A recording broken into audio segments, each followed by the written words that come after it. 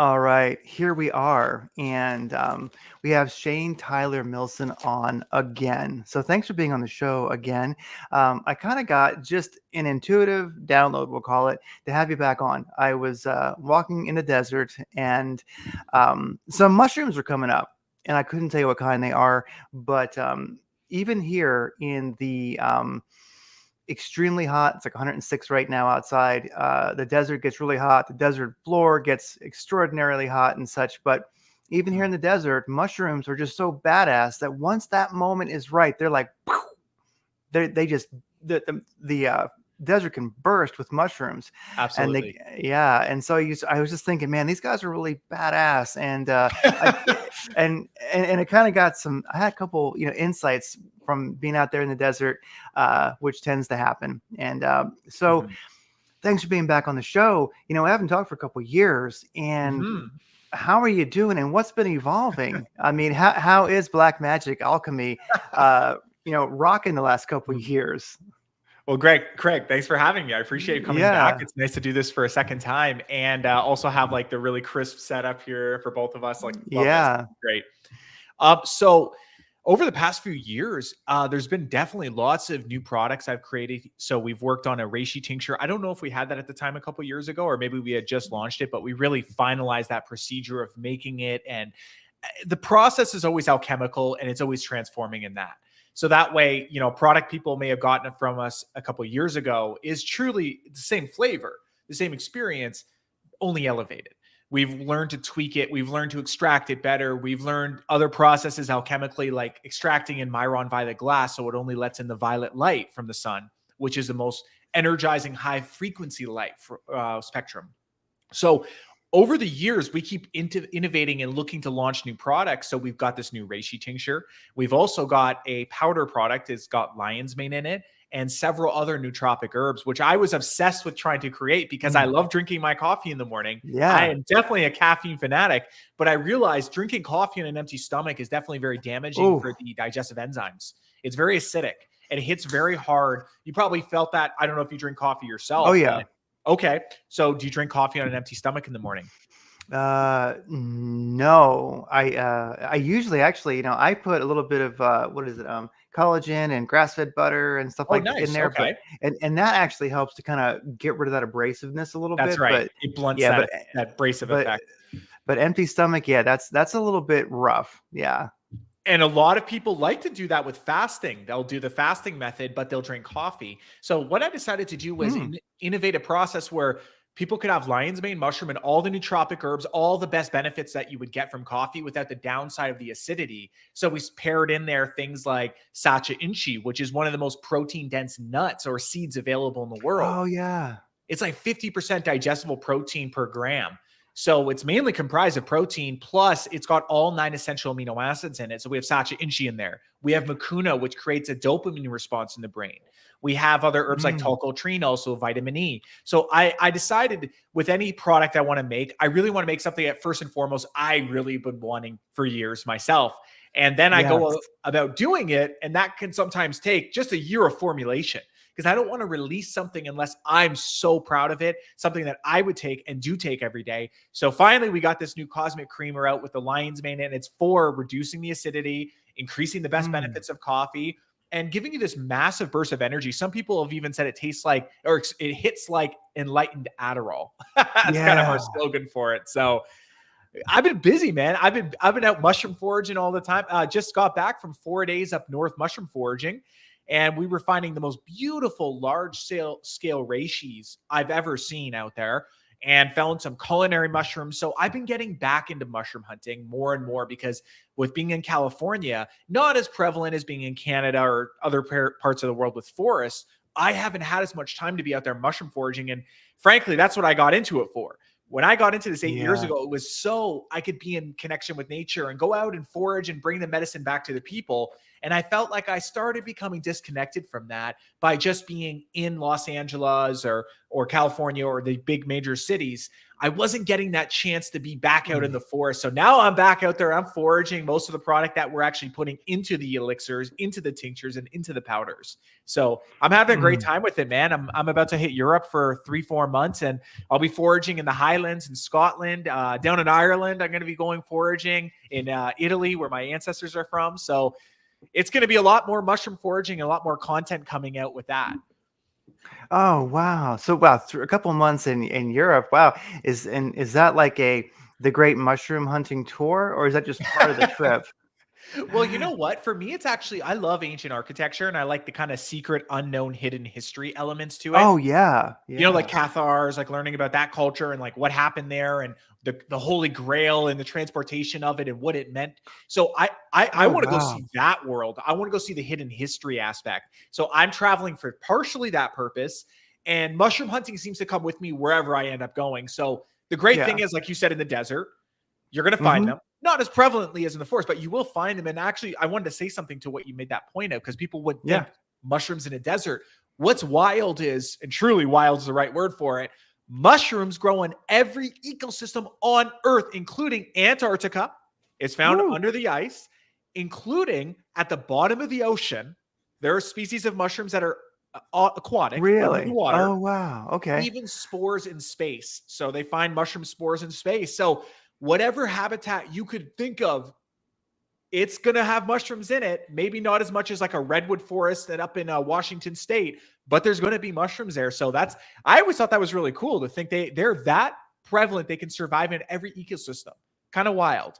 Yeah, yeah. I mean, the desert here. This is like the high Sonoran Desert, and oh, it'll kill a person in 2 hours. But mushrooms, no, they don't care. They explode. It's just a matter of the right moment, the right moisture, the right everything. When Right. the moment's right, they bam, they show up, and it's really remarkable. Um, well, you mentioned spores in space. Well, Mm. I mean, that's part of our history. Yeah, of course, right? This is pretty ancient history, of course, but I Mm. mean, the Earth originally was just a rock, Mm-hmm. until the little mycelium munchers started to make soil. Mm-hmm. That's right. The great recyclers of nature. Yeah, They're the and so they, turnover process. They're our recycling plant. They're our garbage men. So, they're the ones that go and take those trees and turn it into our nutrient dense soil. Like just like with bees, if you don't have bees, you can't pollinate the flowers and the fruits and the vegetables, and that starts to kill off life on Earth. The same process as mushrooms are so intricately involved in the ecosystem. And I've always found that the most healthy forest I've been in, the most beautiful forest I've been in, always rich with varieties of mushroom species. You'll see them rotting the logs and you'll see them yeah, growing on living trees. It's just everywhere. And it's unbelievable, truly, what these things are. And I've always thought of it like this, Craig. When you look at a mushroom digesting a tree and the cellulose of the bark, right? A saprophytic mushroom, which starts to break down the cellulose and use it as its nutrients form. I've always perceived it as this. If you see a big, gigantic hemlock tree out in the forest, right? yeah. These massive hemlock trees, they're like redwoods, but up in Canada. These hemlocks will have these reishi mushrooms coming out of it, just like the one I mentioned a little earlier. And the mushroom is capturing the life force energy as it's leaving from the tree and dying. It's being captured by the mushroom on its way out. And I like to think of that as though when someone gets to the end of their life and all the wisdom they've accumulated, and they're Oh laying at their yeah, deathbed and they're able to partake and parlay some of that deep wisdom they've gathered throughout their life. To me, that is what mushrooms are capturing. All the wisdom that tree has fostered, all the nutrients that tree has fostered, that mushroom is capturing as that tree's spirit moves on. And I've always thought that's such a cool process. And what's really intrigued me about saprophytic tree-grown mushrooms like Chaga, reishi, and lion's mane, and so forth. wow. So that is really an incredible way to put it. I had never thought of that. So Chaga, Rishi especially, Yeah. Chaga and Rishi, Mhm. they're capturing the tree's wisdom Mhm. as it is, its life's wisdom as it is, uh, I guess, uh, changing. As That's it's a good way to put it. Yeah, at the end of its life. I wasn't quite sure how to put that, but yeah. So the tree, Yeah, right. so the tree is like, all right, I've been here for a long time. I have all this wisdom, and Mhm. then nature, in its wisdom, goes, okay, well, we're going to actually now capture that wisdom as you decline and become soil once again. That's And right. so, yeah, and then you start realizing, like, uh, so that wisdom is there for us, That's right. you, and then wow, so that actually really captures a lot of thought and makes things very, very magical when you realize, okay, wow, I'm going to go to the forest. And the picture in the background, if you can see it, that's actually one of my favorite places in the Pacific Northwest forest right there. That's up in Tagger Mountain. Great, Wow. great mushroom. Yeah, great, great mushroom hunting there. And also the Pacific Northwest, of course, Right. Yeah. Um, but I'd never really thought of the wisdom of the forest then becomes, you know, wow. And then Captured in these yeah, beautiful new life forms. yeah, and I know it's an obvious question, but you're the one to ask it because you're going to have answers that aren't so obvious. Like, how do we benefit from ingesting nature's wisdom? Mm. Wow, there you go. That's a That's a wild great question. question. Yeah. Well, yeah, because there's two ways to answer that. I would say, like, for one, of course, the brain goes to like the technical way of like extracting it, and you can do different alchemical processes like boiling it in hot water, extracting it with alcohol. So the fat soluble and hot and water soluble elements are pulled, like the polysaccharides, triterpenes, all the things that boost your immune system, improve your liver, cleanse your skin, all those nutrients. Yes, there's the technical process, but how do we really ingest that wisdom that nature has captured?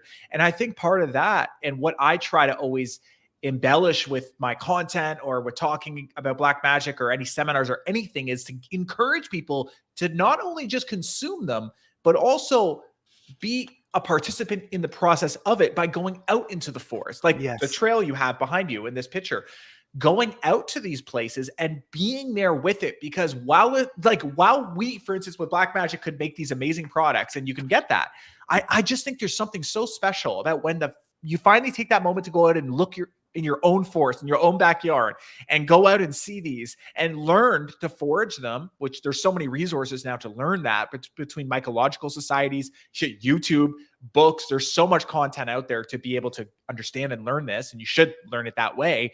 And once you know that, that's a way to consume it in a level that's beyond just consumption. It's a way to actually become one with it. And I say that because when you're out in the forest, you can feel the mind wants, at least I notice this, Oh, my yes. mind always wants to get really active. It's like all this stuff bubbles up, and then all of a sudden, it's like this meditative movement that happens when you're in the woods, where you start, especially if you go off trail too, and you're looking, you're going to find some chaga off the trail. You're walking, and all of a sudden there's all this, debris below you, foliage, and you're stepping over logs, and you don't want to step here, and there's a big bush there. Your mind starts to leave, and your intuitive, instinctual energy starts to kick in, and you start moving with nature. Like I was, Mm, where we were up north, we were 3-4 hours hike in to find a beautiful river my grandfather had gone to 20 years earlier. And we got a little lost, but on yeah. that process of getting there, we're going through these most amazing mossy Lord of the Rings environments with the moss. It's like that thick. It's like a couple feet thick. Whoa. You could lay on it like a Tempur-Pedic mattress, and you're walking through, and there's different parts where you got to be careful because there's stumps, and then underneath it there's just hollow points where you just drop Yes. your legs through, right? So you start becoming aware as you're walking, and you start looking around, and then you're looking up on the trees and seeing some mushrooms. Then you see some on the ground. Then you hear an animal. That process, to me, that is consuming it in a different way. It's taking in so much of this part of you that we've left behind when we went to the modern society. So to me, that I think is the best way to really take mushrooms. It's not just Yes. in products like tinctures or powders or tea. Go out and look for them yourself. And even if you don't pick them, just the process of going out and learning to identify mushrooms, because it's always hyped up about the idea like you got to go pick them and got to know which ones are safe. Sometimes you don't need to do that. There's a lot of mushrooms I come across, Craig, I don't touch them Yeah. because they're not really an edible mushroom. They're not necessarily inedible. They're just not maybe the best. They're not my favorite mushroom to forage, or they're poisonous. Then I'm not picking them, but I'm just there to enjoy it and get up close, and you take that really nice close up capture of it, and you're Oh, there yeah. with it. That alone is medicinal. That alone is special. And I think Mm. that's something I want to always try to promote people to do, not just know how to extract mushrooms, not just know what products to buy that have the good right stuff in it, extracted the right way, but going out into nature and going to find it. I think that provides something so magical for people. Oh, it absolutely does. Yeah. And because the wisdom of nature is there, the energy of nature is there. And I mean, I'm sure some of the people listening spend plenty of time in nature, but I think everybody wants more. Everyone can use more. I think I'm sure there's people listening who don't spend any time in nature. You know, it really depends, but we can all use more. And something about the that I've heard you reference before is when it comes to ingesting the wisdom, right? Yeah, Yeah. transmuting the wisdom. I like that. Transmuting the wisdom um, is it's building a war chest. You know, Yeah. it's building, like, it's a strange word for it, but I'm going to use it. It fits. You know, Yeah. it's Yeah. building this war chest. It's building this like immunity chest. It's building this like wisdom chest. It's building this. It's building something very powerful within us, because oftentimes we're used to like instant gratification. We want to take something and then bam, you know. And of course, definitely you can get those, that immediate, you know, feeling from some mushrooms and such, but also one of the things that you've talked about, if you could expand on that some here, is just that this is a ongoing relationship and process that it's like you maybe you get immediate gains, but really it's these gains over time that is really, it's like you're becoming that primal you in the forest, you know, but it Yes. just takes time. Yeah. Okay, so there's first off the war chest analogy. I'd like to see it. I know, because it is a strange thing to think of immediately when you think of war chest. Like, why couldn't it just be like a storage room with lots of right? So the war chest idea comes down to the thought a process of just the different, let's say, invaders of things that want to get in. It's like parasites, Oh yeah. or Okay. bacteria, or chemicals, or poisons, just in our environment. Not even necessarily man-made, just even chemicals you can find that you could breathe in, or toxins, all these different things that can exist that can harm us.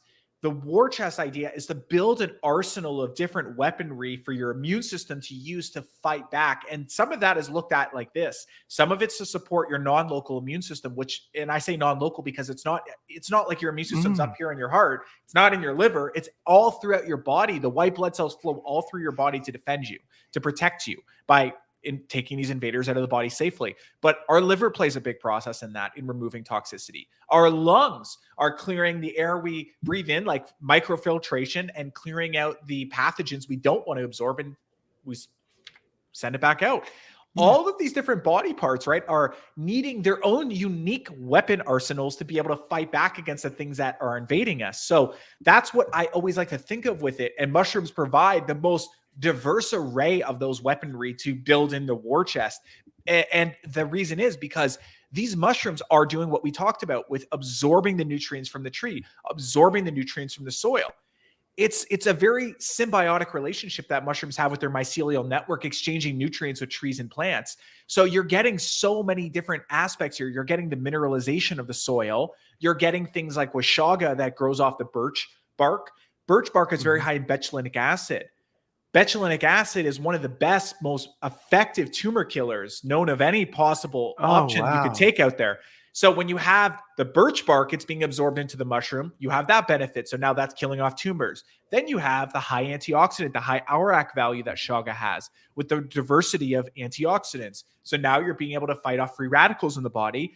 And then you also, to go on chaga a little deeper, then you have magnesium, zinc. You're having all these minerals that are rebuilding the body and creating strength, like the zinc for that pounce, that energy in your body, the Yeah. magnesium to help relax the body.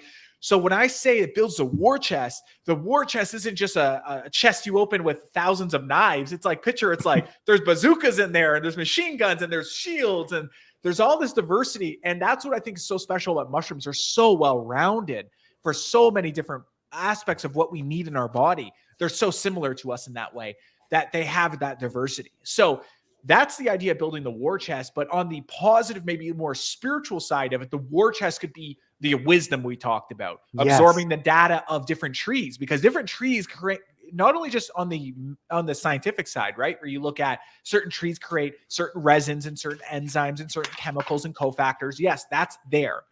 But there's also, you could say, what's the wisdom of a birch tree versus the wisdom of a hemlock tree or a pine or a redwood? Or a palm tree or a cactus. All of these different trees or plants or fruits or berries, all these things contain wisdom, and mushrooms interact with all of them. And that's the really unique thing, is you're pulling the energy and wisdom from all these different places, and it's concentrated in these beautiful foods for our immune system, beautiful medicines for our whole body and our mind and our spirit. So that's the overarching war chest concept there, right? Is how much it adds to your life by foraging them and taking them. Oh yeah. And something I've noticed is, of course, you get them through. This happens through many, many practices. But one thing about building that war chest and then that absorbing the wisdom, atoning with the wisdom of nature, of the trees, is I get more downloads. And this is a term that I think is, I'm sure you're familiar with it. Oh yeah, love that term. And we can define it just so everybody, we're all on the same page. Yeah, but like a couple years ago, I don't think that term really existed. It's kind of new in the consciousness, but hey, what's going on here? How come this term now exists? We get it. And so I'm noticing, through other practices as well, but this one is a huge one, is you get more downloads. I mean, as I drink my chaga and I work, now I want to actually make a war chest. I want to actually make a chest. Something like I want to find something that looks all like old and badass, and like put it on the kitchen counter and just be like, "This is like, what's that for?" It's where I keep my weapons and mushrooms. What? Oh gosh. Not the worst place, by the way, because why not put mushrooms in their environment that they once came from, the forest? So we keep all of our mushrooms in open face crates. Maybe not the full war chest, but I've always thought that was an important concept. I learned that from Dave Wolf years ago. I thought that was a really cool idea, that leaving your mushrooms in an ecosystem in which it's familiar, trees. Yes. So have an open, beautiful chestnut basket or a pine basket or a birch basket. That way the mushrooms are getting that same resonance of which they came from in the forest. Oh my gosh, yeah. Well, you know what? A new product from Black Magic Alchemy will be war chest. The mushroom war chest. Oh, that's so That's amazing. Amazing. Oh, I know. Gosh, I'm like, oh, I love it. That's okay. There you go. A new business idea. Well, yeah. Do you notice that? Like, how would you define those downloads? Because we'll just be a little bit eclectic this episode because it's fun. So, how would you define? We're talking about mushrooms, right? Yeah, talking about makes mushrooms. sense too. Yeah, I know exactly. It's like so how would you define those downloads? And you have you noticed them being strengthened by working with your war chest? Yeah, I would definitely say that. And here's how I would perceive this, because like, how do you square this, right? This download idea and thinking about it in terms of taking mushrooms. And this is the way I've always thought about it. Let's say you have a tomato garden in your backyard, right? We'll go from this angle. Okay, if you have a tomato garden in your backyard and you grow those tomatoes, Craig, and you put all your love and energy into it, every morning you go outside, you sit by them, you're reading your book outside in the morning to start your day. It's your morning ritual. And, you go take water and you thoughtfully give it water every day, and you prune back the little suckers and things that come out on the tomato plant that you don't really want too many of because you want the fruits to be beautiful. Okay, you spend a whole summer looking after those tomatoes. When you forage those tomatoes now, and let's say you make a tomato sauce, that sauce is going to intrinsically carry an energy of the love you put into it. It's going to contain a piece of you. Now, if you were to give that sauce to me, let's say, I bet you, if I took your sauce and I then bought a sauce on the shelf of any health food store, maybe even the best sauce I could find, even the best, with the best, most heirloom tomatoes and all of that, I bet you any money, even if you didn't pull off it culinarily, I'm sure you actually are good with culinary. I have this funny feeling you like good with food. Oh, yes. Yes. Okay. Food people attract each other, Yeah. I feel like even if you didn't try, just your energy as far as the growing process would imbue some of your energy uniquely in that food. And the way I would say that to anyone else is think about your grandmother or your mother who's maybe made you beautiful meals from your past. If you're Polish or Italian, they made some dish that you just loved. But the way they made it was the only way you want it. It's like you can never Yes. recreate that. And I think that's beyond just the technique of the chopping it the certain way, cooking it at a certain temperature. That's there, no doubt. But that process of putting that love into it that's uniquely from that person has an energy to it. And that energy is what you absorb when you then eat that food. And I think that's where that value comes through of human made food, not made in factories, industrialized or machine made, but made by people. And when you think about it now, if you extend back another layer, think about when you buy your food, where it came from. When you're absorbing the food you're eating, you're not just getting the soil it grew in and the atmospheric conditions like the sun and the rain and how moist that season was. Yes, that's there. That's certainly there. But there's something else. There's something magical about where it came from specifically. And that's why there's certain things in this world like balsamic vinegar. Yes. If it comes from Modena, that region in Italy, that small little region near Bologna, if you have that specific balsamic, it has been so nurtured in that environment, in that area, and it's been passed down for generations how to grow these beautiful grapes and get the must and put it in the barrels. There's something magical, and that's why you'll see a lot of balsamic vinegar will say it's from that region, even though it turns out a lot of it's not. It's actually fake marketing. I have a whole video talk about that on fake foods, but the ones that are real, though, are incredible. And you could tell there's a difference. So when foods come from a certain region, there's something to it. When they're made by certain people, there's an energy that's been decoded into it. But also, when you then think about wild food, wow, that's another level altogether. Now there's no interference from the mind of man.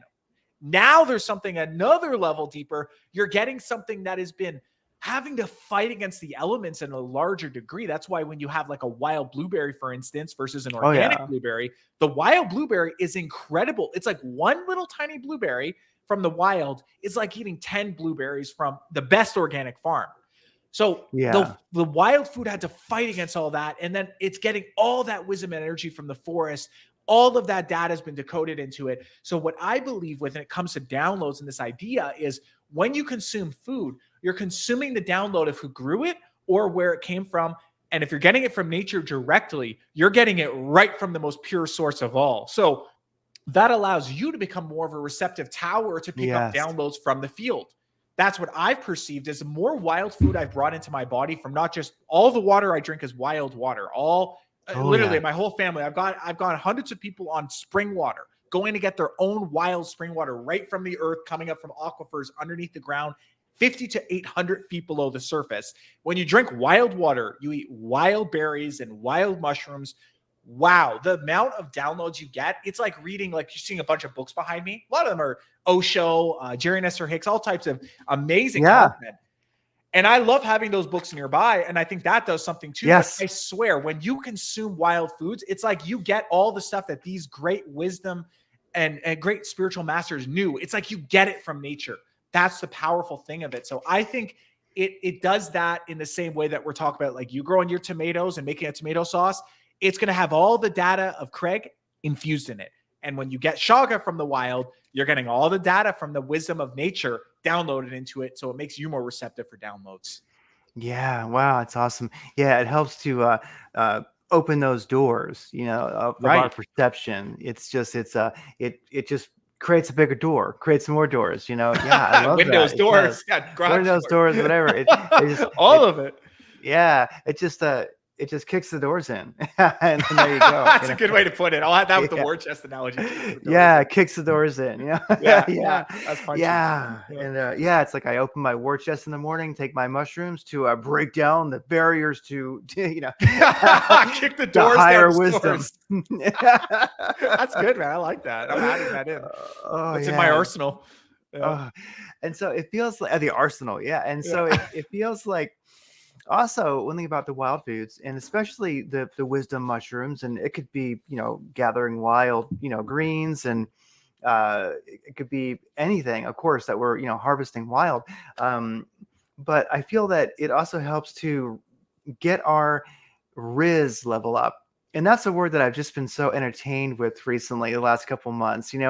It's where Mm, that whole term. I think it's a fairly new term, maybe not, but just Riz, meaning like charisma, happiness, energy, joy. good phrase. Yeah. Like what's the Riz level? And I think that when you can get that Riz level, whatever our resting Riz level is, like whatever it is, when you can get that up 1%, you're in a different world of I love that. perception, because people often wonder, like, I don't know what I want to do.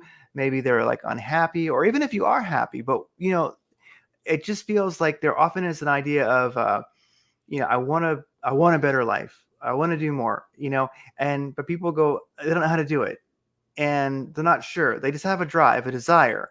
And I think that, well, you know what?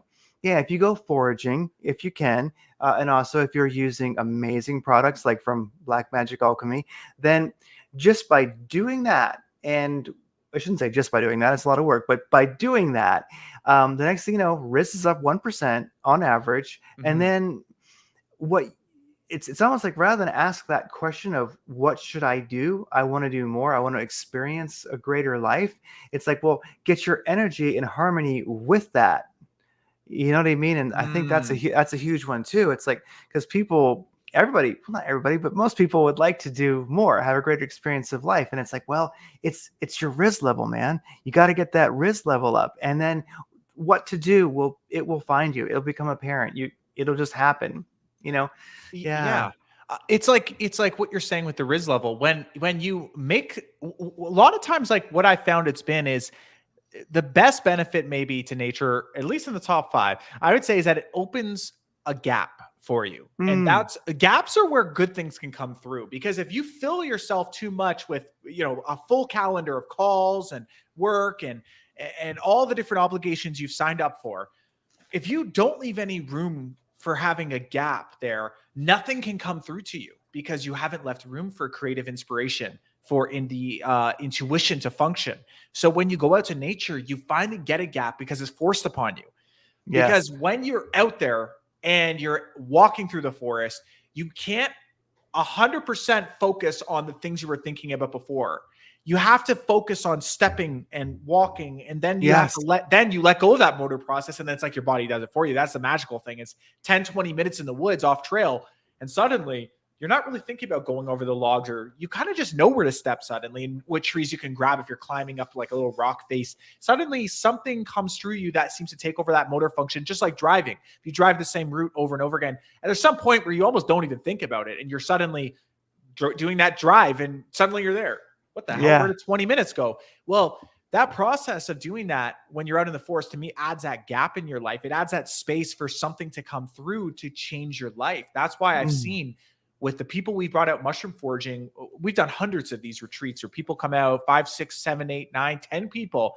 And I've always heard a couple weeks later, a week later, a day later, these people will message and let me know that their whole life has been clarified for them. Suddenly, they had wow. some opening, something in their relationship that wasn't working became clear to them. Something in their work life that they weren't satisfied with and they want to try a new career path has opened up for them.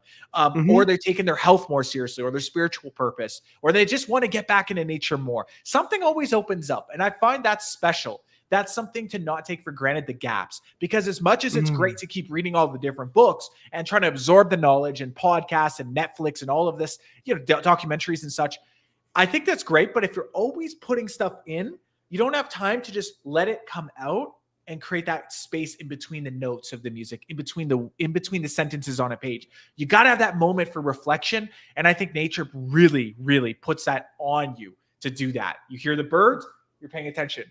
You see the moss, you're looking over there. You're looking at the mushrooms on the trees. It opens you up from so many different ways, angles, senses. mm. So that gap, I think, is what we're talking about with that idea of opening up the channel so downloads can come in, and that Riz factor, that high vibration state can start to unlock itself.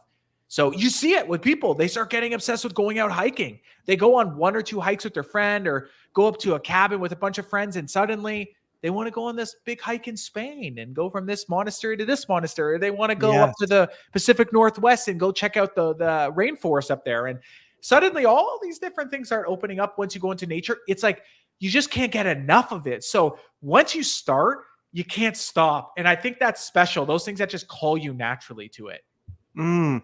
And as we develop more and more that ability to feel, energetically, uh, because like where you're going through Europe, I mean, I know one of the things I'd want to do if I was there is, yeah, go to the old monasteries, go to the old castles, go to the stone circles. There's so many. Go to the many, energetic places. Gosh, there's so many in like Ireland where I think there's this one little meditation spot that's ancient where it's all these big like rocks of quartz. And so you go in the ground into this like quartz center, and I'm like, dude, I'm there. Man, I'm like, whoa, you that's could great. you could see the Riz from space. The space shuttle's like, what's that? Oh, look at that. Oh, That ultraviolet rays of light coming off of it. Yeah. yeah. It's like, look at that. Oh my gosh, And so Yeah. yeah, and that must. I mean, do you feel that you kind of approach life that way now, where you go, wow, I'm going to go see these amazing places, but not just see. I'm going to feel them. I'm going to know them. You Yeah, know.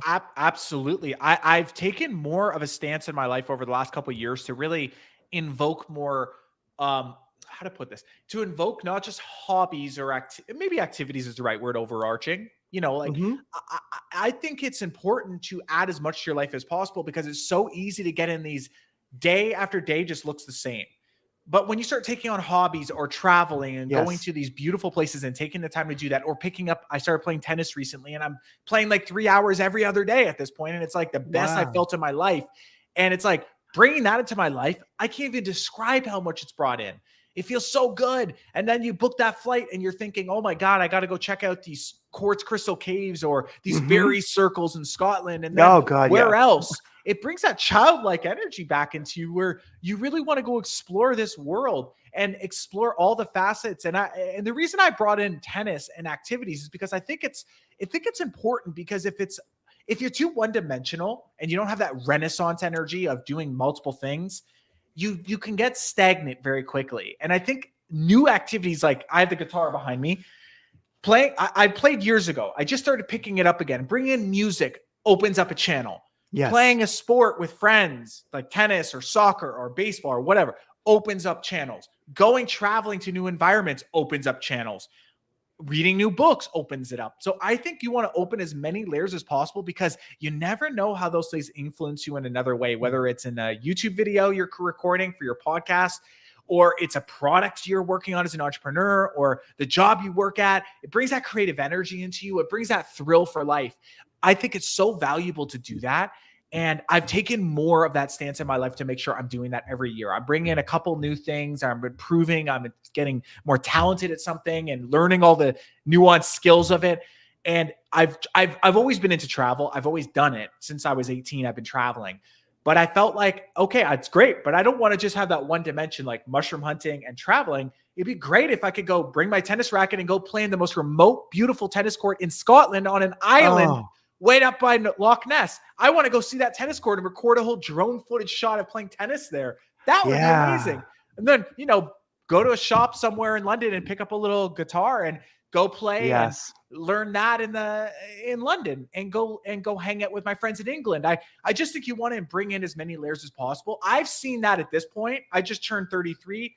Well, I turned 33 this year. It's like I'm like thinking I just turned, it's February. But when I think about it, I wish I knew that in my early 20s to add Mm. more activities in my life, because I look back and I think, why wasn't I playing a sport in my 20s? Why wasn't I playing more music in my Mm. 20s? Why wasn't I reading these type of books or learning documentaries about ancient architecture and the histories that we don't get told, or about the calendar and about time and science?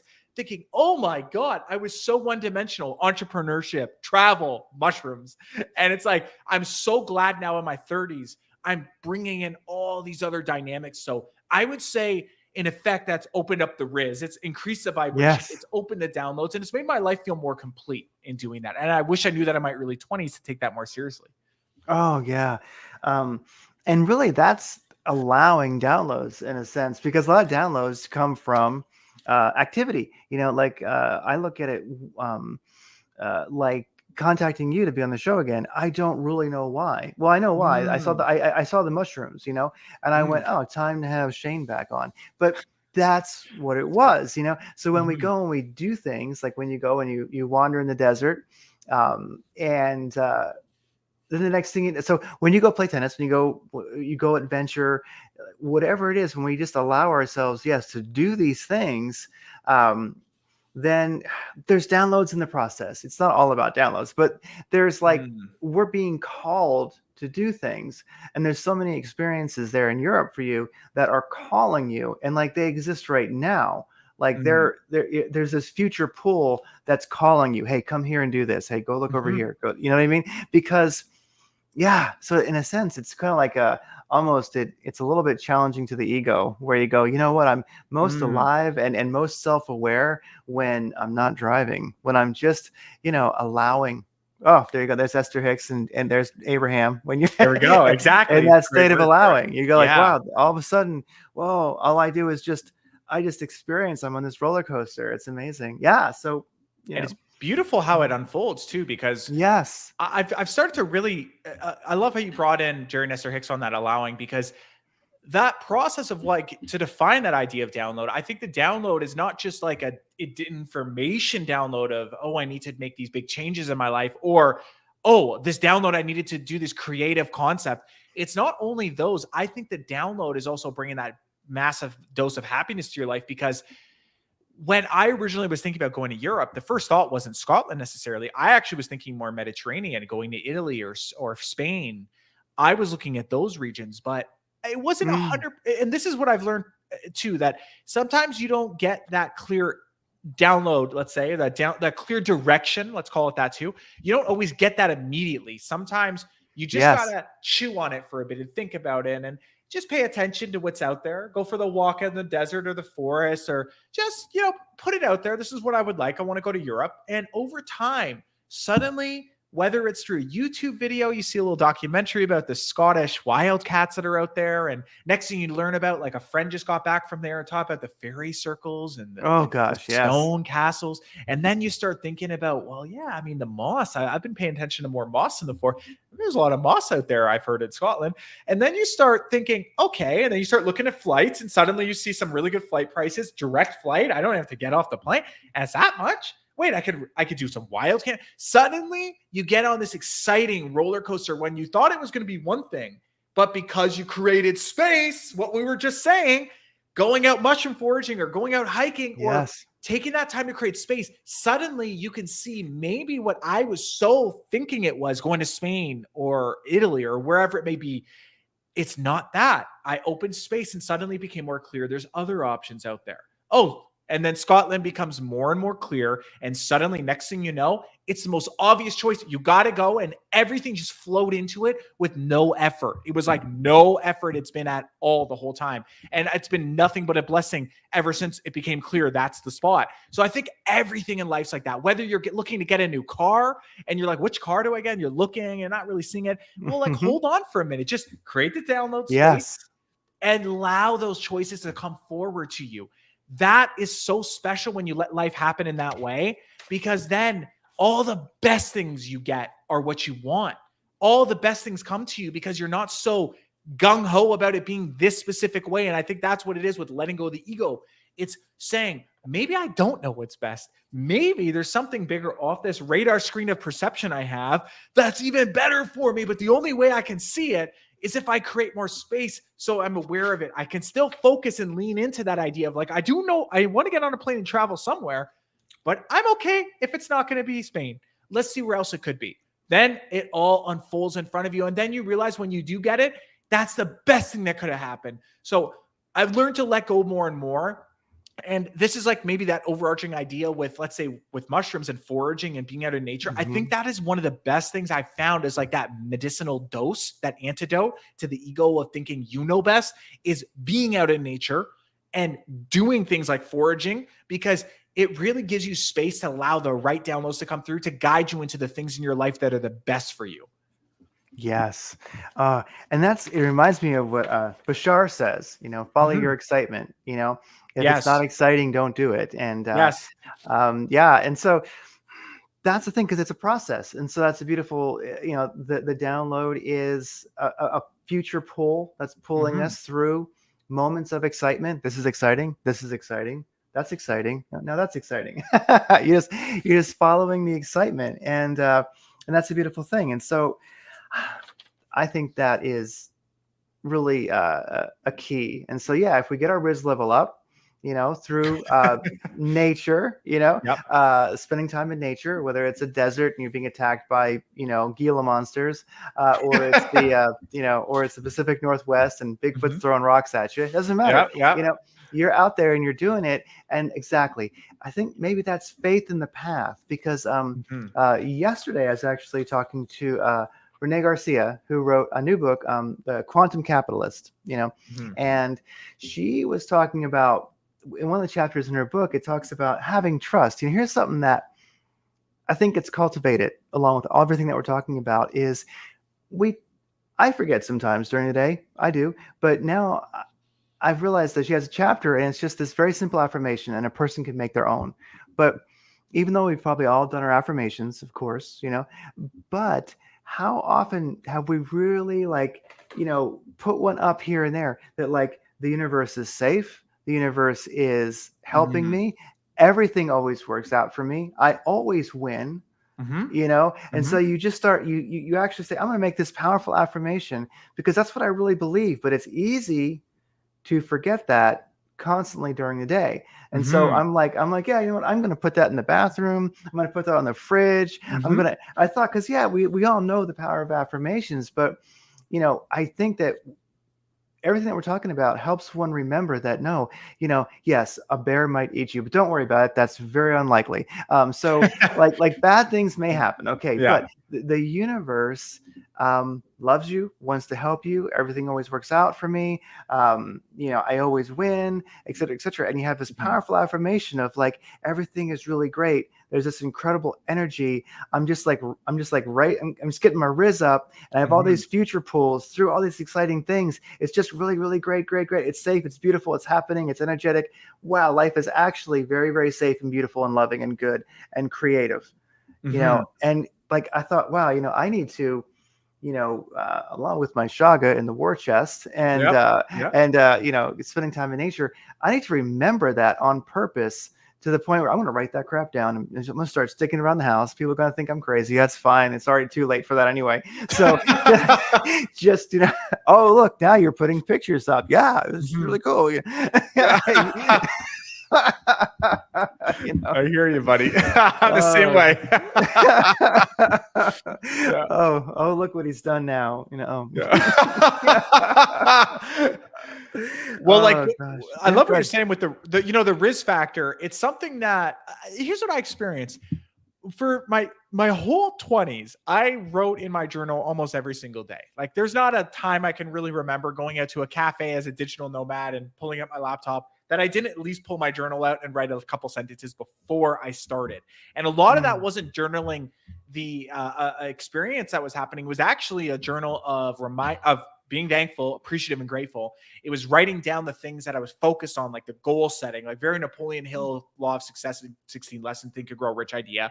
But it was also a lot of gratitude, like Jerry Nestor Hicks, like allowing and being grateful for the experience and everything's working in my ultimate advantage, like that type of mm-hmm. thought. And I did that all through my 20s. And right around the end of that, I started converting it to not being as much writing, not as much I'm filling out pages, but then starting more vocally and then doing a lot of exercises in the sauna, like tuning fork audios, and then Yes. saying these phrases over and over again.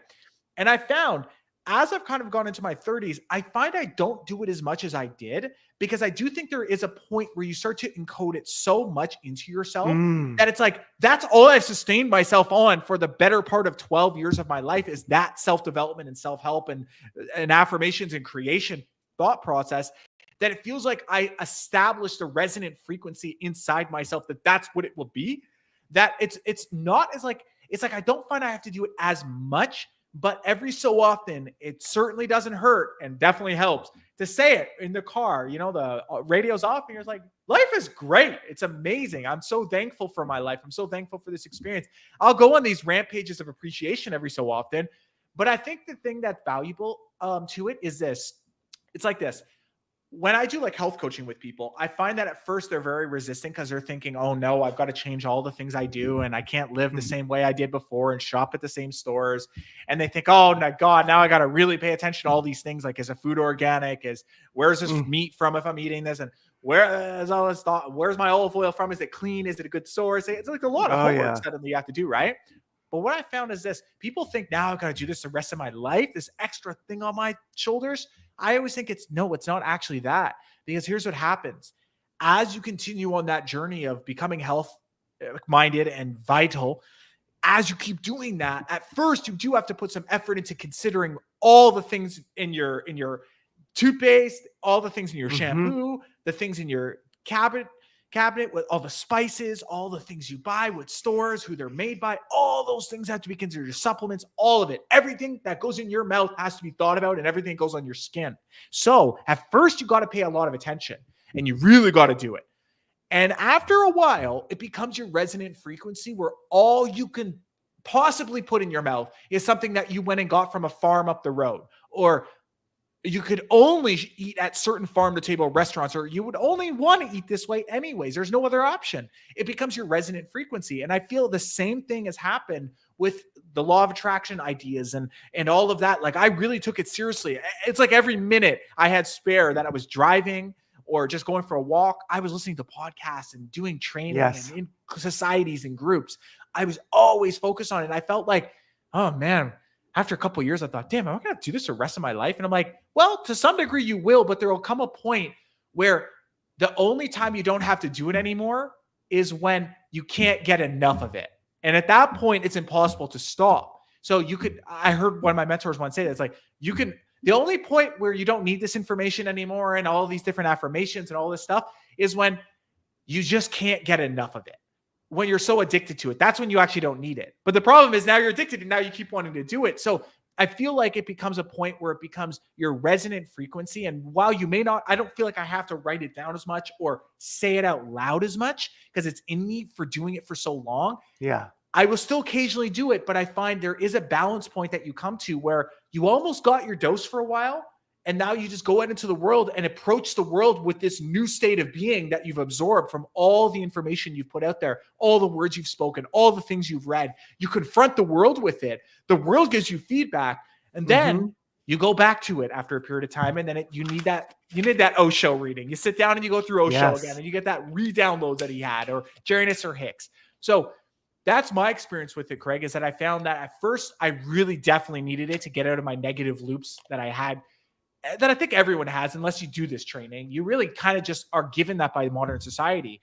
The programming of everything we see out there is generally swayed negative until you learn to pull yourself out and only objectively choose the things you put in your body. Because the default will be, if you turn on the radio, 99% of it's crap.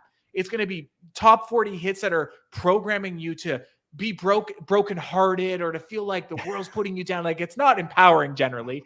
The news is not empowering. We know that. Most people's conversations are kind of like, how are you? Not bad. What does that mean? Not bad.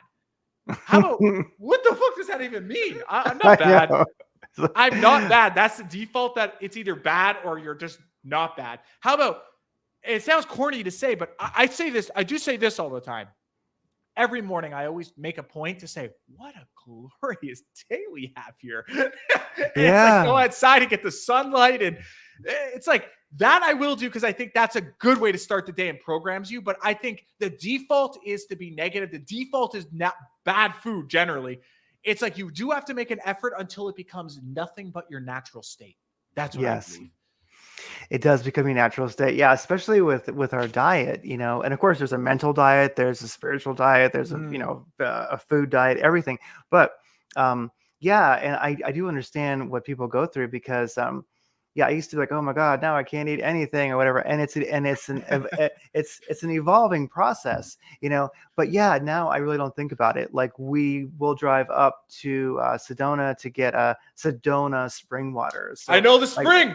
I love that. The spring right up in the mountain area. Yep. Like, that's the best water. I love that water. I got a lot of it when I was there.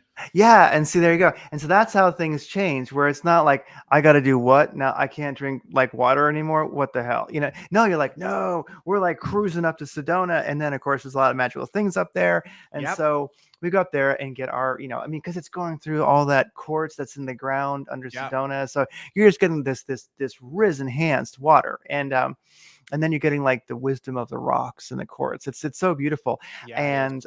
and all that, and the energy of the water, and then yeah, and then food. You just don't.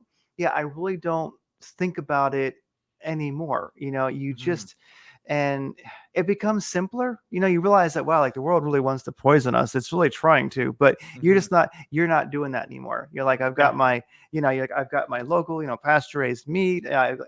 Or you go hunting, whether it's for animals and or you're hunting and gathering. Maybe you're hunting Yep. animals, maybe you're hunting mushrooms, but Mhm.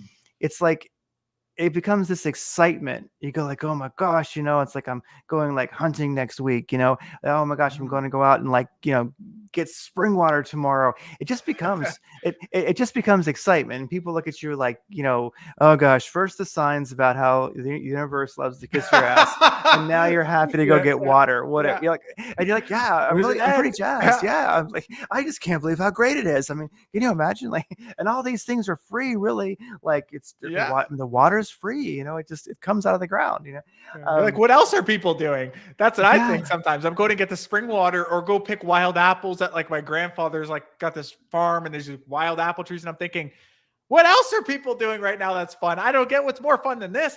Going out and getting wild food? You didn't even plant yeah, it. Nature's provided it. And it's like all these varieties of heirloom apples are just there. And then you're out in the forest and there's like these things growing in the moss that you forage yeah, that if you went to any restaurant and you bought like a yellow leg chanterelle pasta, it would be yes, insane. It'd be like $40, $50 because these mushrooms are so elusive to find. And here you are, and you're in a patch of them. It's like everywhere you step, you're stepping in them, and you're thinking, what else do people do for fun? I don't even get what's more fun than going get water, going to the farm. I've tried to have more fun than that. And it's like, honestly, when you go with your family or your friends or your partner, it's like, it's the greatest thing in the world.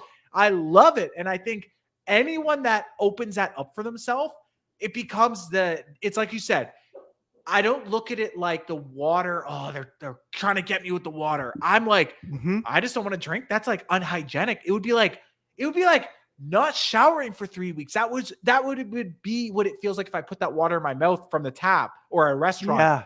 yeah, That's what it becomes. And instead, it's like I don't look at it like this negative thing. It becomes this positive thing. Like I can't wait to have my spring water soon. I can't wait to go get a thing of spring water or take a glass and right now just drinking it. Like I just love that I have this water at hmm, access. I'm drinking the best water in the world. You could be a billionaire and not have better water than this because this is from nature. You can do all the yeah, science you want, all the electrifying processes and electrolyte adding and reverse osmosis. You can't beat this.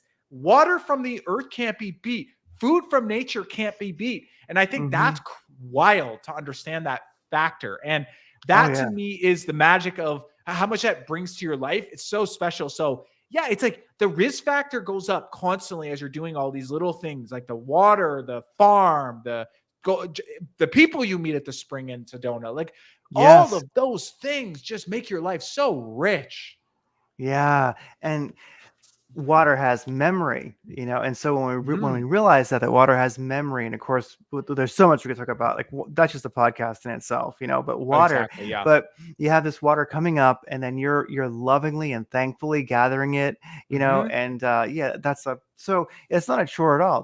That's bliss, so It's you're blissful. Yeah. following your excitement. Like, it's really hard to be taxed, and that's the thing, when you're following your excitement, you're getting Riz, you're getting energy, you become energized. So it's like you're driving up the 89A in Sedona, and you're like, yeah, you're just digging it. You're like, yeah, and then of course Yeah. there's always a parking spot right there for you. Turn around, Always. hop in, and then you're Yeah. like, it's just like wow, and yeah, people drive by and go, look at those crazy people. Yeah.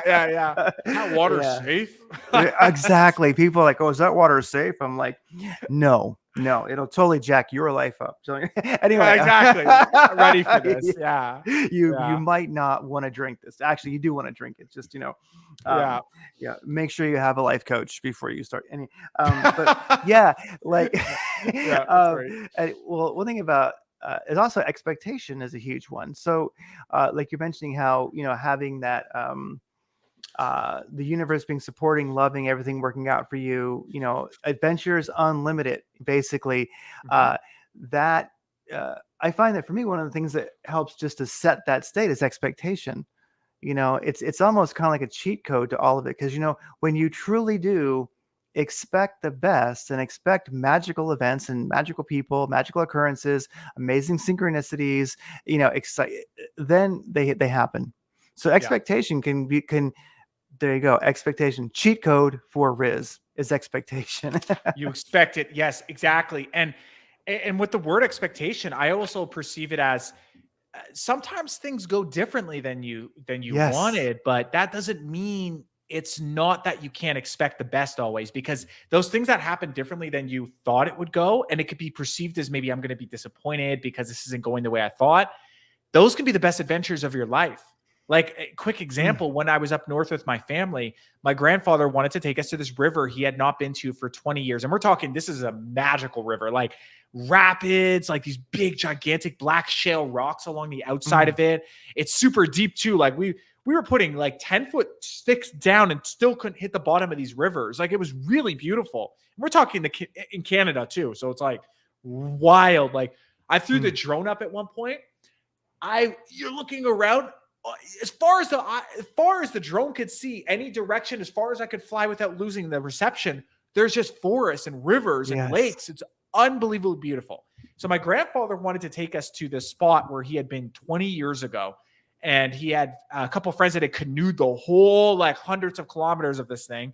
So he wanted to take us to one spot where he had been, where his friend and him carved their name in the rock there, right? And he wanted to take us there as our whole family, my aunt, myself, my parents. We were all going to go together. So we got on the ATVs and we ride down these trails, these old logging trails that are like basically Yes. abandoned. Like the whole thing's overgrown. Like you're just whacking trees out of your way going, and you're so far out. There's no cell service. So finally we get to a part where we can't go any further because there's so many down trees on the little tiny trail. So we get off, and we're just trying to use a GPS. Like my grandpa's like, okay, I know it's like it's south. We got to go over Yes. here. Okay, so we start walking, right? We're walking. It should be a 20-minute walk. It turns out, Craig, it's 3 hours. 3 hours because we come across basically a cliff, and then we have Yes. to get around it. And there's like this moss stuff where we're falling in, and we're finding mushrooms on the way, and these gigantic, literally a reishi that's like it was like a 2.5 foot reishi. Oh, It's just wow. massive reishi. Perfect. One reishi on a hemlock. All these yellow-legged chanterelles, these really rare culinary mushrooms. We're out there, and it's like it took us a lot longer. We were exhausted by the time we found the river. And while you're thinking that did not go as we thought with that quick 20-minute get to the river and then walk along the river, that 3 hours was also packed with finding reishi, this giant reishi I Hmm. would have not seen if we took the other route. All these yellow like mushrooms that are amazing, which I never even found in Canada. I've only found them in Greece. So I thought, oh my God, to find them here is incredible. And we're having fun out there. We're laughing. It's hard. The dogs are falling through the moss. You're in rock canyon areas.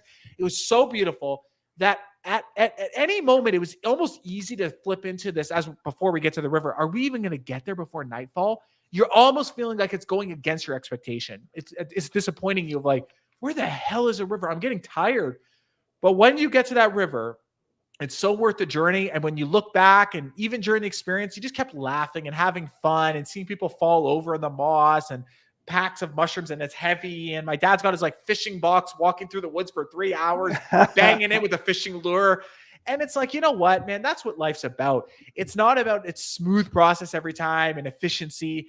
It's about the adventure. And that is what it can go against expectation of your expectation. You're going to get there in 20 minutes and it takes 3 hours. But those, you just have to do the flip into mind and say, instead of that going the way I thought it was, it's just turned into a crazy adventure. The flight's delayed.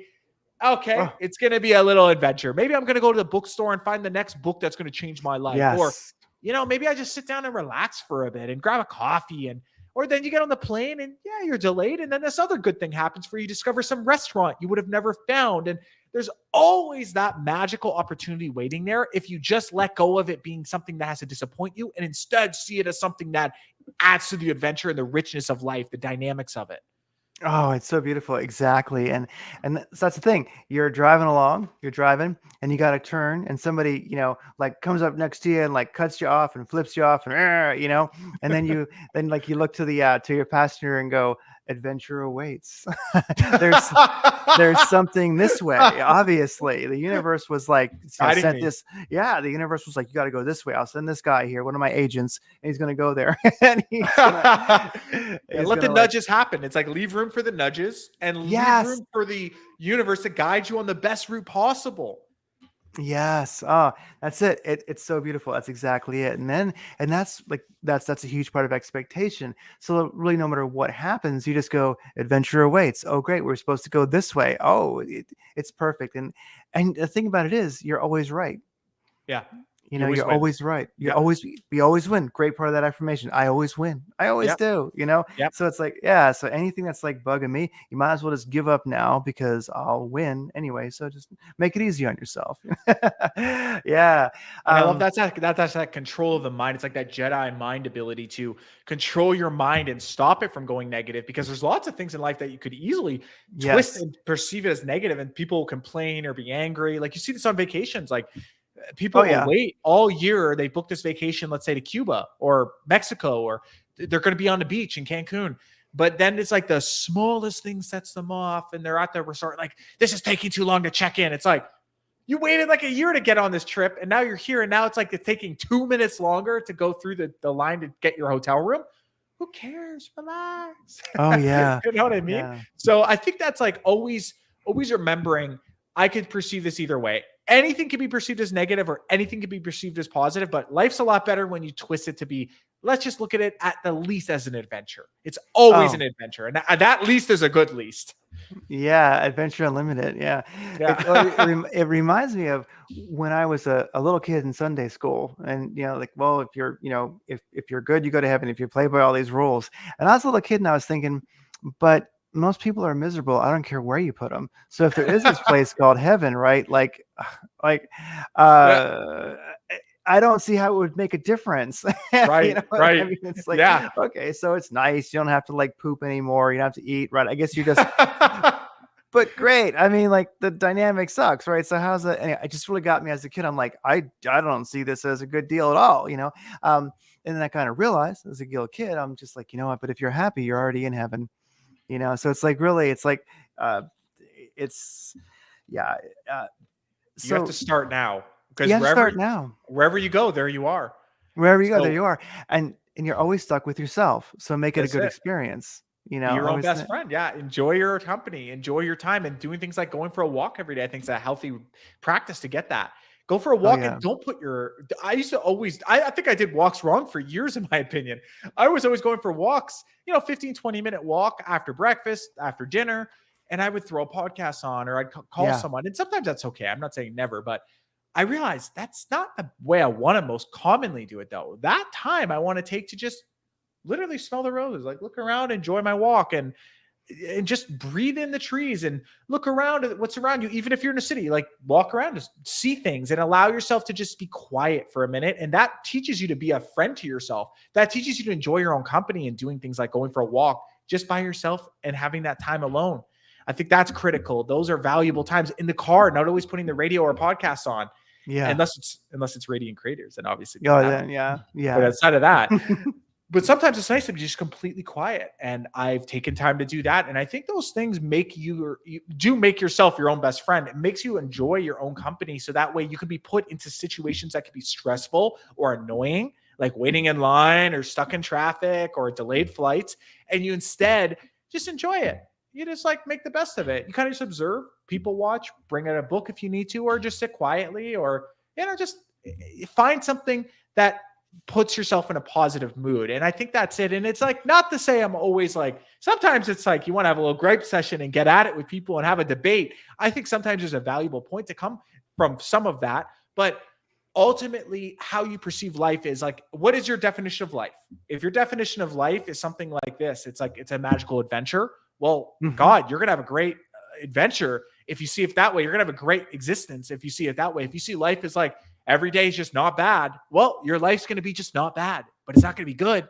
So it's like that definition you put to life and how you walk through it is going to affect how you perceive everything. And it all starts from now. Cause like we're saying, it's like, you're going to get to heaven, but if you get there and you've been grumpy and bitchy your whole life about everything and ungrateful, what's the difference going to be? You've been bringing that personality with it. You've been building the muscle of that personality the whole time.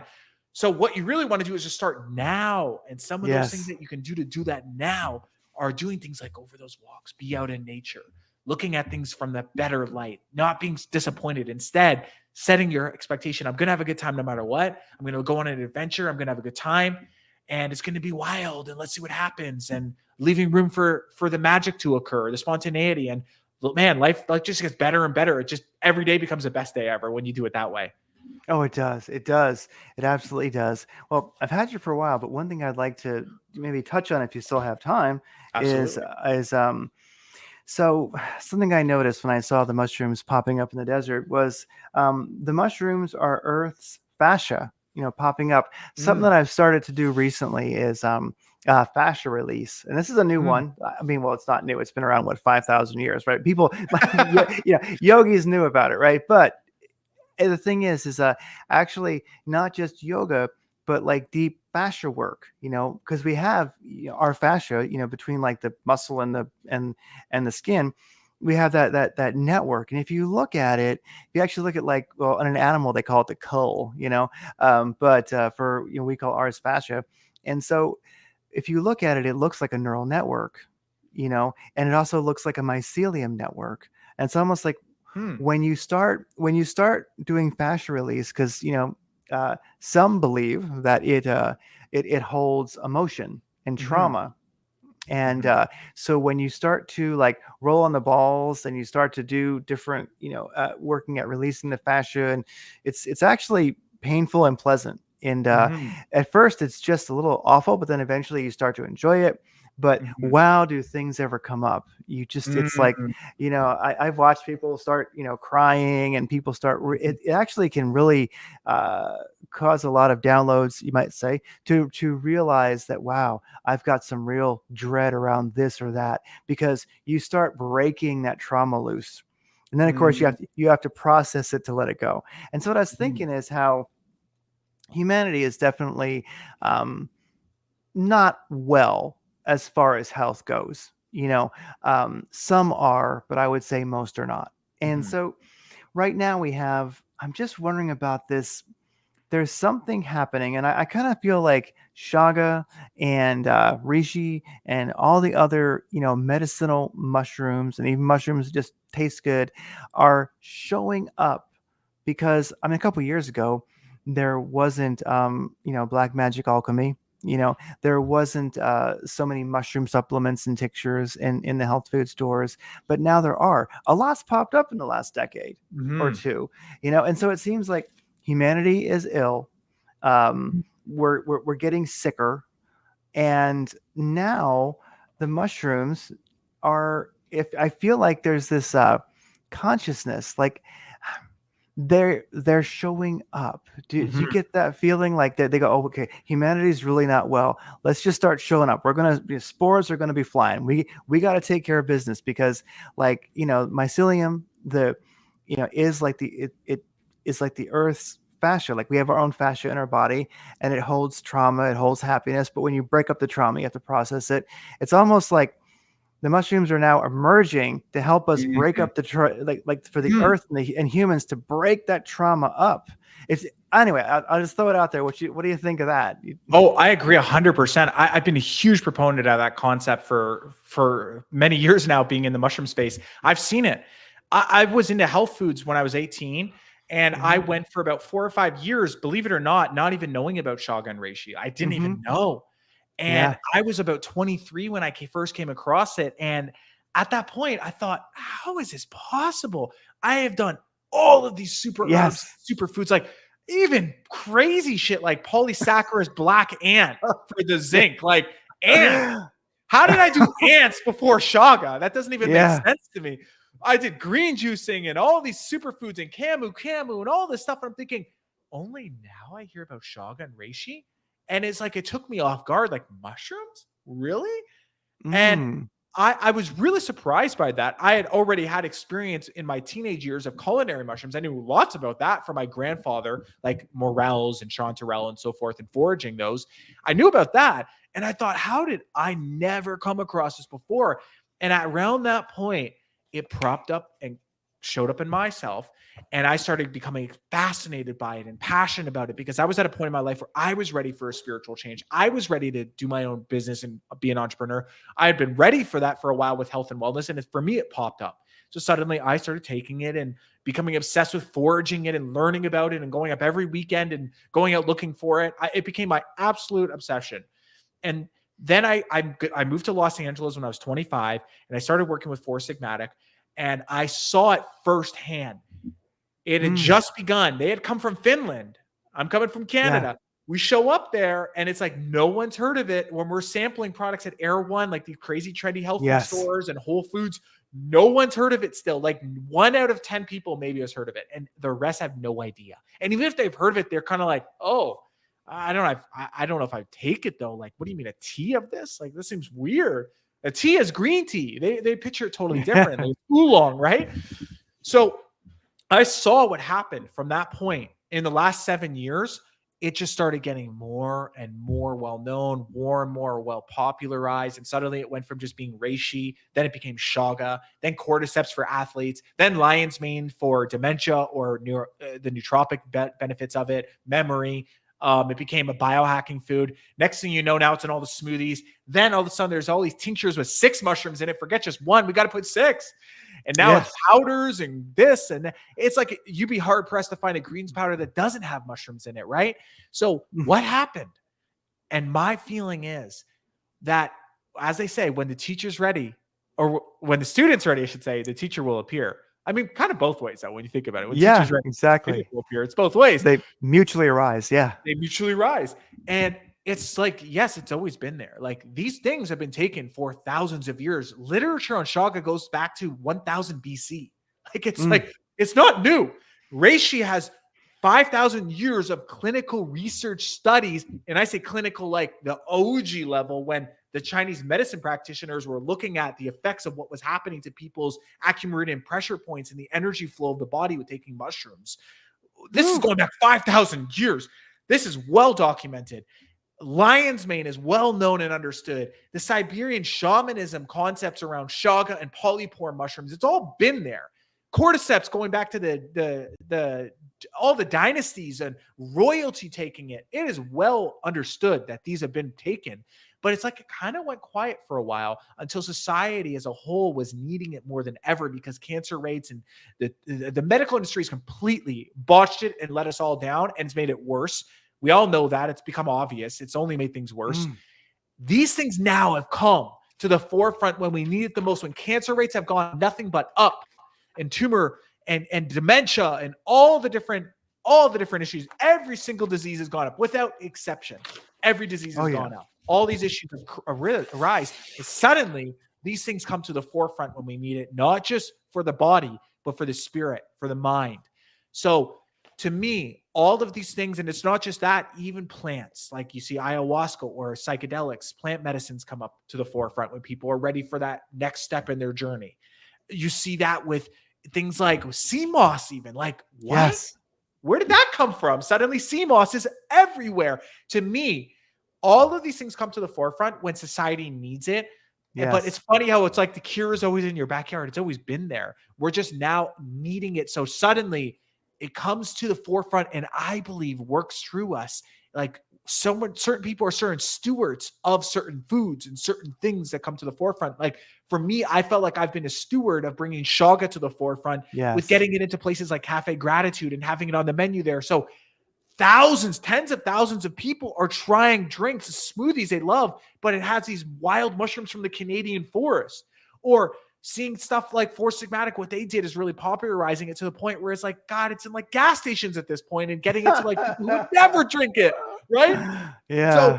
you see this happening, and you see now like there's certain people who are stewards of things like sea moss and bringing that to the forefront, or acai and getting acai berry smoothies and acai Mhm. bowls out to the people. So people take their roles and do what they're called to in a way. And I feel like that's what it's felt like for me with Chaga, that it's been an honor and a privilege for me to be able to bring this thing that I fell so much in love with deep in the forest, where I never thought it was going to be trendy or popular. I just did it because I thought it was amazing that this thing grows off this tree for 30 years. And what the hell is this thing? It's not even like a mushroom at this point. It's like, is it an extremophile? What species is this? What is it? How is it doing this thing where my pineal gland's open and suddenly I'm getting these Yes. downloads? How is this possible? And it's got all these minerals and enzymes and antioxidants. It blew my mind, all the Mhm. history and lore around this food. It blew my mind. And I was so excited that it's like, it became a privilege that it's like black magic just got birthed out of that. I Yeah. didn't even try. I didn't try to go door knocking. I never knocked on a door of a grocery store or a restaurant. It's like people just wanted it suddenly. And it was like, okay, I guess I'll make this. And it's like, it's been amazing to see that happen and talk about the download and just kind of making space and just walking right into it. So I really do believe exactly what you brought up there is that things come to the forefront when they're most needed by people. And when you start seeing something become popularized, you got to wonder, what is it that it's in uniquely that food? Or maybe it's a certain enzyme we need at this specific time in human history. Yes. There's certain bioactive compound, or it's something that this food does spiritually to us that we need more than ever. And that's why it has come to the surface. So I'm fascinated by that idea. And I just think it's so special. And the 100th monkey effect kind of talks about that idea and that concept of like, when a certain group of people start using something or inventing something or unlocking a new way to do something, suddenly starts popping up all around the world at the Yes. exact same time. There's something that we're all uniquely connected in that way. And I think that's a beautiful idea. It is, and stewardship is is an amazing honor when you can be a steward of something that's emergent and great. Now, that is definitely Riz intensifying right there. That's like a Stewardship is 1% Riz to powerful. 1,000 Riz. Boom! Level It's 9,000 amazing. Riz. Yeah, Yeah. 9,000 Riz. Well, and then you kind of go from download ultimately to, I think, also intuition, and Yeah. that's something that humanity. Well, every individual loves their intuition, but when you start as that gets cranked up as well, because we all understand downloads, and then of course there's intuition, but as one is ultimately through many practices, but also what you eat and your expectation in life, your riz level. I mean, to me, a life without intuition would be like a life without one of my senses. I don't want to think about losing any of my five Mm. senses, because I feel like I have six. I go, wow, Mhm. I literally do. And it's, to me, it's a fact, I guess you would say. I Mhm. intuit my way through life. Yeah. And I think that's something all this helps to cultivate too, because to me it's like I see it as I don't have five senses, I have six. I do you know too.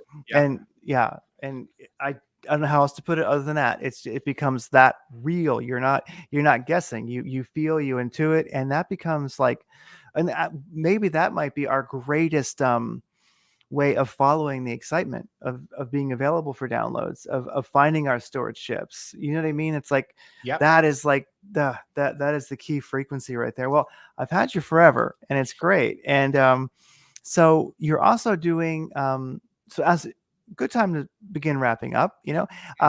So you went over your products. Mhm. Some of those, I would definitely tell people I've used most of them. I love them. And one of the things about having your most wisdom filled supplements is, they're not all the same. And so Mhm. definitely, Black Magic Alchemy, it's premium stuff. It's not like mass produced like many. Mhm. It's really, powerful. And I just ask, like, what makes yours special, because it's not common. Like, not all supplements are the same. What you get from Black Magic Alchemy is, it's a step above, and that's what makes it worth it.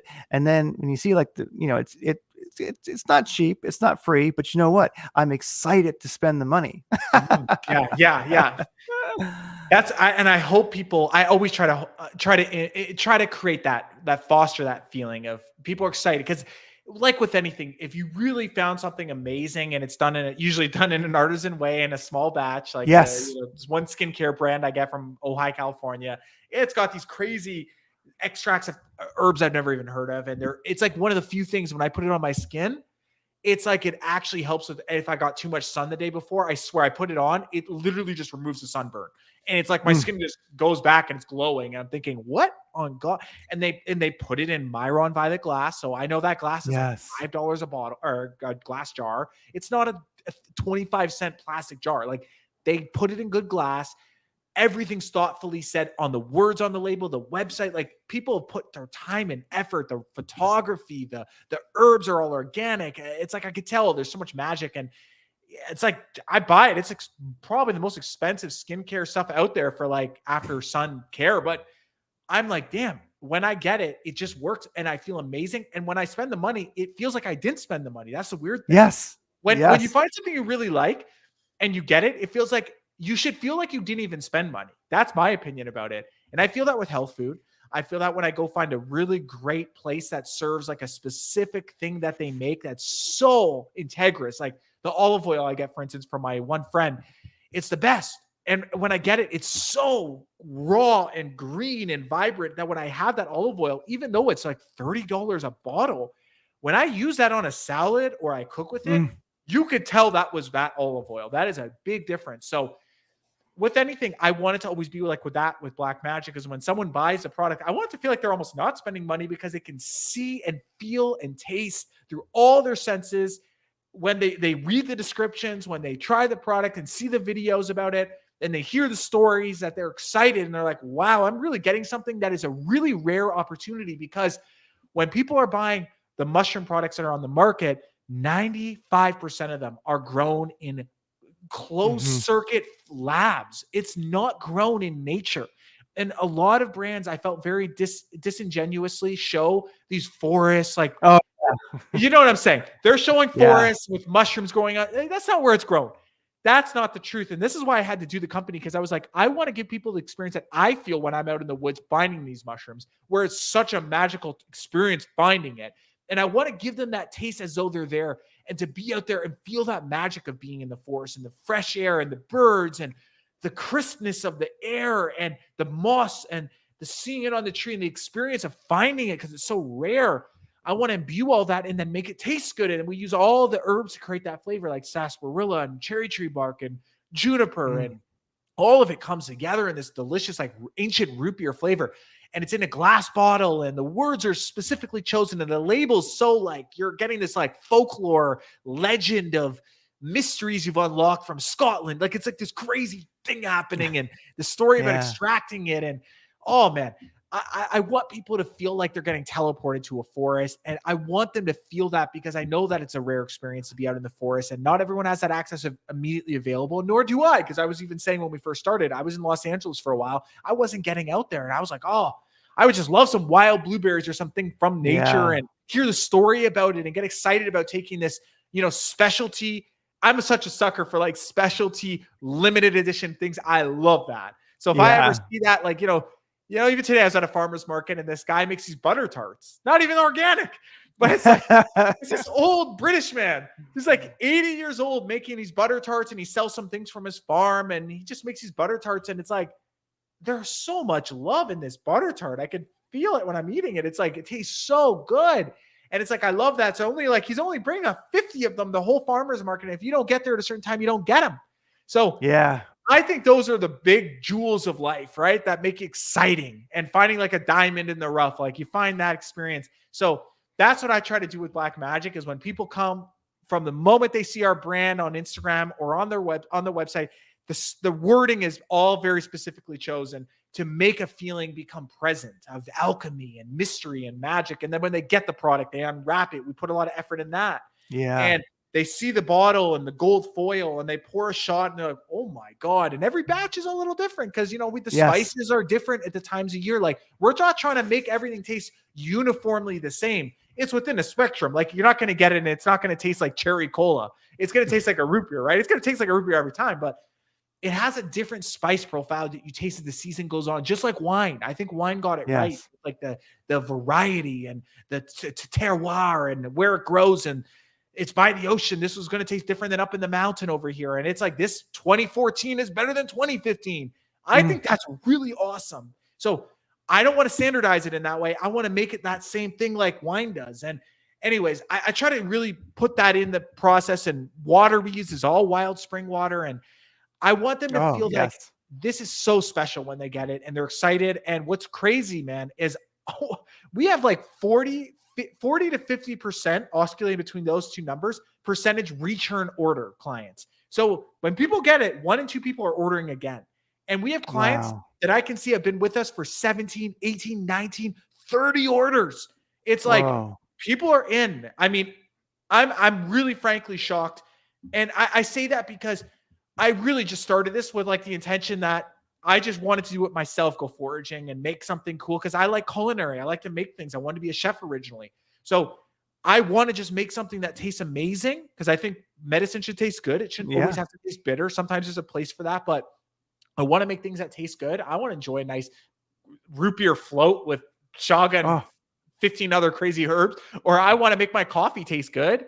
I want to make these things benefit my life too. So when people are getting the product and they're getting all these feelings of like, oh my God, I'm excited to take it. Then they get their health results and they notice their skin glowing, or they feel more strength during flu season and people are getting sick and they're not getting it.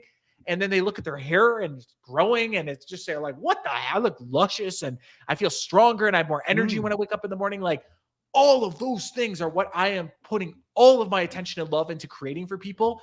Every batch is with a lot of love. Like we don't screw around. We're doing it with so much care and attention. And I just Mm. want to keep doing that. And if that means I can't serve a gigantic market, I can't be in every Whole Foods, I'm okay with that. I don't care to do that. I want to be, maybe we deal with only 10,000 clients a month. Maybe it's 1,000. I don't know. Whatever it ends up being is what we forage. And those people that get it, though, I want them to feel like that was special. That was those butter tarts at the farmer's market. There's only 50 made. And I'm lucky I got one. I want people to feel that. Yeah. That's what I'm trying Oh, to do, man. oh, I love it. Yeah. And that's absolutely the way it should be. I mean, that's actually a beautiful thing. I mean, I'm speechless. I don't know how to, all I can say is, yeah. I can just say, yeah, whoa, yeah. Yeah. And so you do some coaching, and maybe Mhm. I'll let you go in a sec. We can wrap it up. But I noticed that you're doing some personal coaching. I didn't look deep into that, but I did peruse it. And what are you offering as in personal coaching? So I'm doing okay. So I'm doing my website's forceofnature.life, and Hmm. basically the idea there is I think nature, as I've made this pretty prevalently clear in this podcast with you, is I think you agree too, is like there's something powerful in nature. And when you go back to the Yes. roots of where we're all from, the forest and the deserts and the mountains and the beaches and of the world, like all of these beautiful places that exist that is from source directly. When you go back to that, everything seems to get solved, from the mental health issues that we might have when you're in nature. Forest bathing has proven with Japanese studies on this, how much it reduces cortisol and stress in your mind. And the feeling of being out in nature increases the negative ion absorption. So you're more calm, you're breathing deeper. Coming back to the foods we eat are more mineral dense, more antioxidant rich, more enzymatically potent. Going back to nature is something that we all could use more of and that we could all benefit from. So, in that being said, I think becoming closer to nature is a very valuable aspect to make anyone healthier. So, I wanted to give people more than just physical products, because I know there's lots of value in that, but there's also value in making adaptations to your life and integrating more of living as nature intended in your life and eating as nature intended. And that's not always easy to figure out. It took me a decade to decode this information about how to eat more clean, because as we know, it's rife with deception in the supplement world, in the natural product sphere. It's very hard to know exactly what you're getting is actually legit. So how do you know? And I spent a decade trying to figure this out and becoming friends with all these different health food entrepreneurs, from people who have olive oil companies, chocolate companies, Mm. supplement brands, water companies, deodorant company, you name it, all the brands. And I spent time with a lot of these people and became their friends, and they're still my friends to this day. And I wanted to decode and learn this stuff and really go out there and spend my own money and try to figure this out and notice my results and do the tests. And also a lot of that's even just how do you wake up in the morning and feel on this diet or that. And I wanted to make it simple for people and decode it. So the website, the intention there is to provide a lot of data and resources. So I'm doing a lot more content like podcasts, as well as doing streaming, where there's going to be populated on that website videos from YouTube and Rumble. And it's showing that content of things that are broken down for people so they know about, what foods are faked in the world, like truffle oil, olive oil, balsamic vinegar, cheese, meat. Like, how do you know you're getting what you want? So I have videos talking about that. There's also videos talking about things like electromagnetic chaos and being cautious about all these devices that are around us all day. So I have the resources there, and I wanted to make it available for people that if they wanted to do one-on-one coaching, they have that access. And I don't have all the time in the world because I am running this company. I'm traveling a lot. So I don't take on many people with that side of it. But there are some people that have been with me. One of my clients has been with me for 3 years. And we do more than just that. It's health, but it's also self-help. It's also business. It's entrepreneurship. So he's amazing. He's working with one of the top YouTubers on earth. I won't say the person's name because I don't want to ever dox him, but he ended up closing and getting and working with every day one of the top 5 most viewed YouTubers on earth.